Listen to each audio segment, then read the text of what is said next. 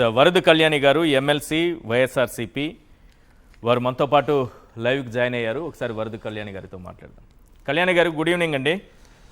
చేతి వరకు వచ్చి నోటికి అందకపోవడం అన్నట్టుగా తయారైంది మహిళా రిజర్వేషన్ బిల్లు అంశాన్ని చూసినప్పుడు. వైఎస్ఆర్సీపీ మద్దతు కూడా ఇచ్చింది, నిరాశకు గురి చేసిందండి.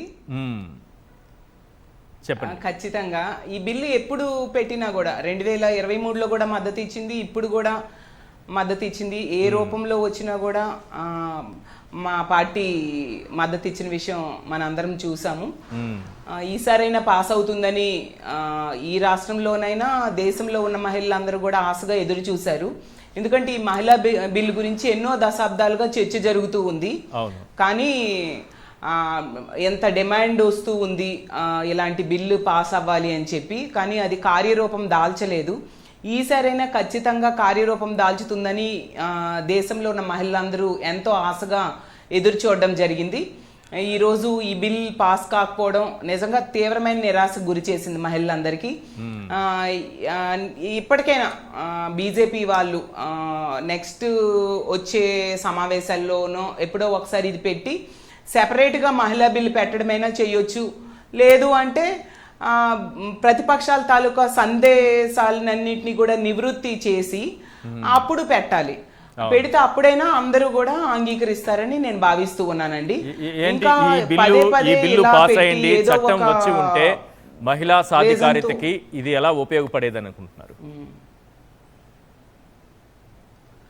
ఖచ్చితంగా అండి, ఎంతో ఉపయోగపడేది. ఇలా యాక్చువల్గా ఈ బిల్లు వచ్చి ఉంటే మహిళలండి చాలా సమస్యలతో ఈరోజు రాష్ట్రంలో కానీ దేశంలో కానీ మహిళలు ఉన్నారు. వాళ్ళ హక్కుల కోసం లేదా వాళ్ళ సాధికారత కోసం, వాళ్ళ రక్షణ కోసం చట్టసభల్లో వాళ్ళ గొంతు వినిపించాలని మహిళల ఆశగా ఎన్నో దశాబ్దాలుగా ఎదురు చూస్తూ ఉన్నారు. ఈ బిల్ కనుక పాస్ అయితే 33% మహిళలు చట్టసభల్లోకి వెళ్ళి తమ వాయిస్ వినిపించుకుంటారు. ఇప్పుడు మన ఆంధ్రప్రదేశ్ చూడండి, కూటమి పాలనలో ఒకవైపు రక్షణ లేదు, వాళ్ళకి సాధికారత కూడా లేదు, ఇన్ని పథకాలు ఇస్తామని చెప్పి ఏ ఒక్కటి అమలు చేయలేదు. అలాగే అన్ని రకాలుగా మహిళలు మోసం చేశారు. అదే 33% మహిళలు కనుక ఇక్కడ అసెంబ్లీలో ఉండుంటే వాళ్ళు తమ గొంతు వినిపిస్తారు. రాష్ట్ర ప్రజలందరి తాలూకా వాయిస్ వాళ్ళు వినిపించగలుస్తారు. మహిళల రక్షణ కోసం వాళ్ళు పోరాటం చేయగలుస్తారు. అందుకోసం మహిళలందరూ ఎంతో ఆశగా ఎదురు చూడడం జరిగింది. అదే జగన్మోహన్ రెడ్డి గారు తీసుకుంటే మనం చూసాం, 2019 నుంచి 24 మధ్య ముఖ్యమంత్రిగా పనిచేసినప్పుడు ఎంతో చక్కగా మహిళా సాధికారతకు, ముఖ్యంగా మహిళలకి రాజకీయ సాధికారత కోసం ఎంతగానో కృషి చేశారు. మనము ఒకటే పంచాయతీల్లో అదే స్థానిక సంస్థల్లో 50% రిజర్వేషన్స్ విషయం తీసుకుందాము. మరి 2014 నుంచి 19 మధ్య చంద్రబాబు నాయుడు గారి ప్రభుత్వం ఎందుకు దాన్ని అమలు చేయలేదు? జగనన్న మాత్రం 19 నుంచి 24 మధ్య దాన్ని అమలు చేశారు. అంటే మహిళల తాలూకా రాజకీయ సాధికారత మీద జగనానికి అంత చిత్తశుద్ధి ఉంది. అతను ముఖ్యమంత్రిగా ఉన్నన్నాళ్ళు కూడా మహిళల్ని ఒక మహారాణుల్లా కూర్చోబెట్టాలి అని చెప్పి వాళ్ళకి రాజకీయ పదవులు ఇవ్వడమే కాకుండా, వాళ్ళకి ఆర్థికంగా వాళ్ళ కాళ్ళ మీద వాళ్ళు నిలబడేట్టుగా చేయడమే కాకుండా, వాళ్ళ రక్షణ కోసం కూడా పెద్దపీట వేసి ఒక దిశా వ్యవస్థనే తీసుకొచ్చిన విషయం మనందరము చూసాం. అంటే మహిళల పట్ల అంత చిత్తశుద్ధి ఉన్న వ్యక్తి జగన్మోహన్ రెడ్డి గారు.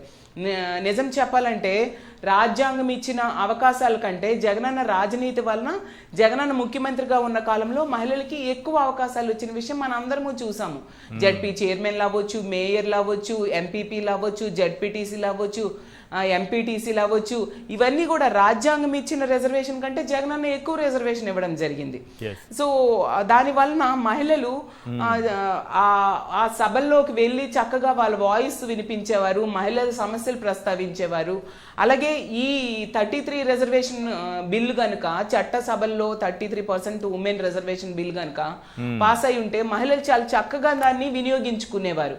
ఎందుకంటే ఒక ఇంటిని చక్కదిద్దడంలో మహిళలు కీలక పాత్ర వహిస్తూ ఉంటారు. అదేవిధంగా రాష్ట్రాన్ని, దేశాన్ని, అలాగే వాళ్ళ నియోజకవర్గాన్ని చక్కదిద్దడంలో వాళ్ళు ఎంతో చక్కగా సమర్థవంతంగా నిర్వర్తిస్తారు అనడానికి ఎన్నో ఎగ్జాంపుల్స్ మనం తీసుకుంటే ఈరోజు ఉద్యోగాల్లో అవ్వచ్చు, వ్యాపార రంగంలో అవ్వచ్చు, రాజకీయ రంగంలో అవ్వచ్చు, ఇప్పుడున్న మహిళలు ఇప్పటి వరకు ఎంతో మంది మహిళలు ఈ రంగాల్లో అడుగు పెట్టారు. వాళ్ళని వాళ్ళు ప్రూవ్ చేసుకున్నారు. ఎంతో చక్కగా మేము ఎంత బాగా చేయగలము అని ప్రతి మహిళ కూడా ప్రూవ్ చేసుకున్న విషయం మనం చూసాం. Yes. అదే చట్టసభలో కనుక 33% వస్తే అది మరింతగా దాన్ని ప్రూవ్ చేసుకునే వాళ్ళు మనం చూస్తే ఎన్నో దశాబ్దాలుగా మహిళలు అనే వాళ్ళు అణిచివేతకు గురవుతూ ఉన్నారు ఈ సమాజంలో. వాళ్ళని ఆ అణిచివేత నుంచి దూరం చేయడం కోసం కందుకూరి గారు అవ్వచ్చు, అలాగే జ్యోతిరావు పూలే గారు అవ్వచ్చు, వీళ్ళందరూ కూడా ఎంతగానో సమసమాజ స్థాపనకు మహిళల అభ్యున్నతి కోసం కృషి చేశారు. వాళ్ళ ఆశయాలను ఆచరణలో పెట్టిన వ్యక్తి వన్ అండ్ ఓన్లీ ముఖ్యమంత్రి ఎవరైనా ఉన్నారంటే జగన్మోహన్ రెడ్డి గారు. గతంలో వైఎస్ఆర్ గారు మహిళా సాధికారత కోసం ఎంతగానో కృషి చేశారు, నో డౌట్. అంతకంటే రెట్టింపు మహిళా సాధికారత జగనన్న ఇవ్వడం జరిగింది. ఈవెన్ పథకాలు కూడా చూడండి, ఇచ్చిన పథకాలన్నింటిలో కూడా మహిళలే లబ్ధిదారులుగా ఉండే పరిస్థితి మనం చూసాం. కాబట్టి జగనన్న ముఖ్యమంత్రిగా ఉన్న కాలంలో మహిళలు ఒక స్వర్ణయుగం లాంటి పాలనని చూసిన పరిస్థితి మనం చూసాం ఈశ్వర్.